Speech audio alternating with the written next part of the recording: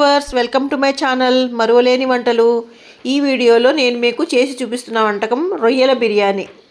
దీనికోసం ముందుగా మసాలా ఎలా ప్రిపేర్ చేసుకోవాలో నేను మీకు చూపిస్తాను. అల్లం, వెల్లుల్లి, గరం మసాలా అంటే యాలుక్కాయలు, దాల్చిన చెక్క, లవంగాలు, ఇంకా షాజీరా, అనాస పువ్వు, ఇవన్నీ ఉల్లిపాయలు తొక్క తీసే అవసరం లేదు, అలాగే పేస్ట్ చేసుకుంటాం.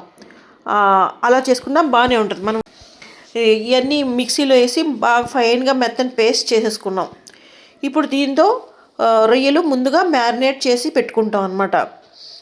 దీనికోసం రొయ్యలు తీసుకొని ఉప్పు, పసుపు, కారం, ఇంకా మనం చేసుకున్న అల్లం వెల్లుల్లి పేస్ట్ వేసి మొత్తం అన్నీ కలిపేసి చక్కగా పట్టించేసి పక్కన ఉంచుకున్నాం. ఇవి మ్యారినేట్ చేసి ఇలా పక్కన పెట్టుకున్నాం. ఇప్పుడు బిర్యానీ చేసుకోవడం కోసం అన్నిటికన్నా ముందు కడిగి తీసుకున్న కాజు కడిగితే ఏమవుతుందంటే చక్కగా మనకి యూనిఫామ్గా వేగుతాయి, అన్నీ ఒకలా ఉంటాయి. వేపిన తర్వాత అవి తీసేసి అందులోనే నిలువుగా కట్ చేసుకున్న ఉల్లిపాయలు బిర్యానీ కోసం వేగనిస్తాం. బాగా రెడ్డిష్ బ్రౌన్ కలర్లో వేగనిచ్చి తీయాలన్నమాట.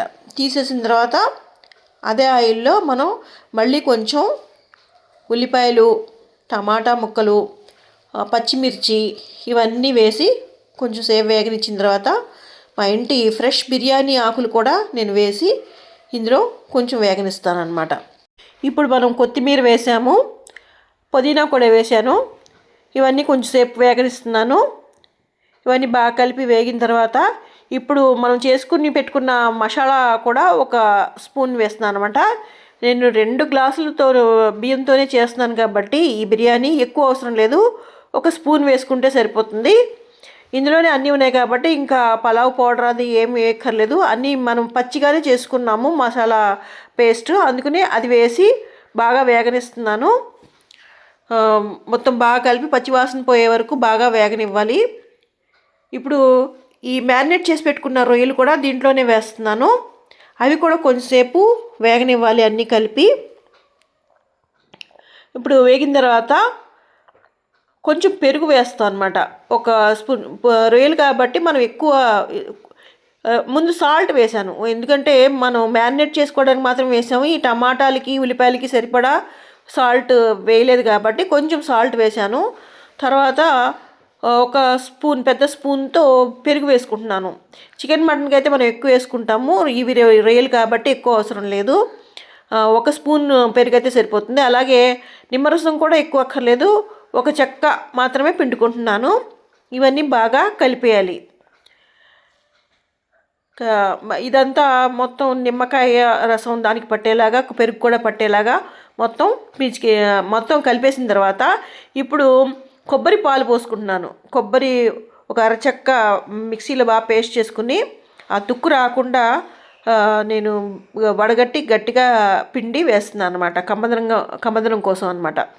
ఇప్పుడు రైస్ మనం వండి వార్చుకున్నాం. ఎలా అంటే చికెన్, మటన్ బిర్యానీ లాగా బాగా పదునుగా వార్చకూడదు. ఇది రేలు కాబట్టి తొందరగా మగ్గిపోతుంది కాబట్టి నార్మల్ కన్నా కొంచెం పదునుగా వార్చుకోవాలి. చూసారా ఎలా ఉందో, పలుకు చూపిస్తున్నాను. ఇలా వార్చుకున్న తర్వాత దీంట్లో ఇప్పుడు ఏమేమి కలపాలో మీకు చూపిస్తాను అనమాట. ఇవి కొంచెంసేపు మనం ఫ్యాన్లో పెట్టుకున్నా బాగా పొడిగా అయిపోయి చక్కగా పదునుగా ఉంటాయి. రైస్ మనం కొంచెంసేపు ఫ్యాన్లో పెట్టుకోవడం మంచిది. ఇప్పుడు 2 గ్లాసులు తీసుకున్నాను కాబట్టి 2 స్పూన్స్ మాత్రమే వేయాలి సాల్ట్, అంతకంటే ఎక్కువ వేయకూడదు. ఒక గ్లాసు బియ్యానికి 1 స్పూను సాల్ట్ అనమాట, ఆ లెక్క ప్రకారమే వేయాలి. మనం ముందు వండేటప్పుడు వేయలేదు కాబట్టి ఇలా అయితే కరెక్ట్గా సరిపోతుందని ఇలా వేస్తాం అనమాట. ఇప్పుడు మనం ముందుగా వేయించి పెట్టుకున్న ఆనియన్స్ ఉన్నాయి కదా, అవి కూడా వేసేయాలి. వేసి కొంచెం ఉంచుకుంటాం అనమాట, లాస్ట్లో గార్నిష్ కోసం కొంచెం ఉంచుకుంటాము. మళ్ళీ కొంచెం పుదీనా, మళ్ళీ కొంచెం కొత్తిమీర, ఈ రైస్కి ఫ్లేవర్ ఎక్కడం కోసం మనం వేయించి పెట్టుకున్న కాజు, 1 కప్పు ప్యూర్ ఘీ వేసి మొత్తం అంతా బాగా కలిపేస్తాను అనమాట. మొత్తం రైస్కి ఇవన్నీ పట్టేలాగా బాగా కలిపేయాలి. ఇలా మొత్తం అన్నీ కలవాలన్నమాట. చూసారా ఎలా కలిపానో, ఇలా కలిపి పెట్టుకోవాలి. ఇప్పుడు మన రొయ్యలు కొంచెం మగ్గినాయి కదా, ఇవన్నీ వేపేసుకున్నాం కదా, దీంట్లో కూడా ఒక స్పూన్ ఘీ వేస్తుంది అనమాట.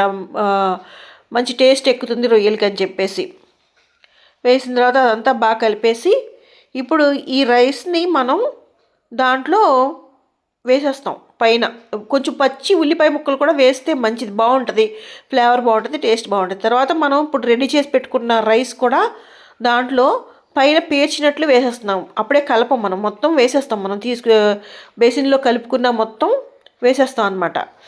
వేసిన తర్వాత ఒక 20 మినిట్స్ మగ్గనిస్తాం. ఇప్పుడు మగ్గిన తర్వాత చూస్తున్నాను కొంచెం పదునుగా ఉంది. పదునుగా ఉంటే మొత్తం అంతా కలిపేసిన తర్వాత పైన కింద ఇప్పుడు మొత్తం కలిపేసాను అనమాట. కలిపేసిన తర్వాత కొంచెం పదునుగా ఉంది కాబట్టి కొంచెం ఇలా నీళ్లు జిమ్ముకొని మళ్ళీ మగ్గబెట్టుకుంటున్నాను అనమాట నేను. అదే పదునుగా లేకపోతే మనం సరిపోతే బాగా మగ్గిపోతే మనం మళ్ళీ నీళ్ళు జమ్ముకోక్కర్లేదు. ఈసారి కొంచెం పొద్దున వచ్చింది కాబట్టి నేను కొంచెం వాటర్ చిమ్మి మూత పెట్టి ఇంకొక 5-6 మినిట్స్ పెట్టాను అనమాట. వెయిట్ కూడా పెట్టి ఆవిరిపోకుండా ఒక 6 మినిట్స్ పెట్టాను. అప్పుడు మళ్ళీ తర్వాత తీసి చూస్తే అప్పుడు కరెక్ట్గా మగ్గిపోయింది. మంచి టేస్ట్గా ఉంది బిర్యానీ, అన్నీ సరిపోయాయి. చాలా టేస్టీ బిర్యానీ అనమాట ఇది. తప్పకుండా ట్రై చేసి చూడండి, చాలా బాగుంటుంది. వీడియో కోసం నేను చెప్పాలనుకున్న మంచి మాట ఏమిటంటే, ఏ ఒక్కరూ మనల్ని గమనించకపోయినా తన సద్వర్తనను, నియమ నిబద్ధతను, తన మంచితనాన్ని విడువని వారే అసలైన మంచివారు. ఈ రెసిపీ మీకు నచ్చినట్లయితే లైక్, సబ్స్క్రైబ్ చేయడం మర్చిపోకండి.